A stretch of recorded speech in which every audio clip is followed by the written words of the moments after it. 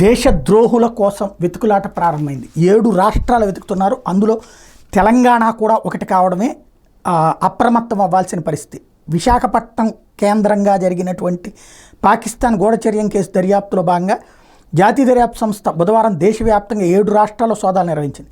తెలంగాణ, గుజరాత్, కర్ణాటక, ఉత్తరప్రదేశ్, బీహార్, కేరళ, హర్యానాలో 16 ప్రాంతాల్లో చేపట్టి తనిఖీల్లో 22 మొబైల్ ఫోన్లతో పాటు కీలక పత్రాలను స్వాధీనం చేసుకుంది. పాకిస్తాన్ గూఢచారుల సహకారంతో ఇండియన్ నేవీకి సంబంధించిన కీలక సమాచారం తస్కరించారనే కారణంతో 2021 జనవరిలో ఏపీ కౌంటర్ ఇంటెలిజెన్స్ విభాగం తొలుత ఈ కేసు నమోదు చేసింది. 2023 జూలైలో ఎన్ఐఏ తిరిగి కేసు నమోదు చేసి అదే నెలలో పాకిస్తాన్ దేశస్థుడు మీర్ బలాజ్ ఖాన్, నేవీ అధికారి ఆకాష్ సోలంకి మీద అభియోగ పత్రం దాఖలు చేసింది. ఛార్జ్షీట్. సోలంకిని హనీ ట్రాప్ ద్వారా లోబర్చుకుని కీలక సమాచారం రాబట్టినట్టు తేల్చారు. అప్పట్లో సోలంకిని అరెస్ట్ చేస్తే బలాజ్ ఖాన్ పాకిస్తాన్లో ఉన్నాడు. అనంతరం అదే ఏడాది నవంబర్ 6న మరో 2 మీద అనుబంధ అభియోగ పత్రం అంటే అనుబంధ ఛార్జ్షీట్ వేశారు.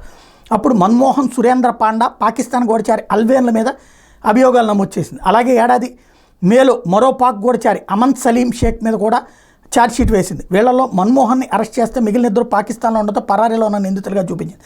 దర్యాప్తు ఇంకా కొనసాగుతోందని ఎన్ఐఏ గురువారం విడుదల చేసిన ప్రకటనలో వెల్లడించింది. దేశద్రోహులు మన తెలుగు రాష్ట్రాలకు కూడా వచ్చేశారు.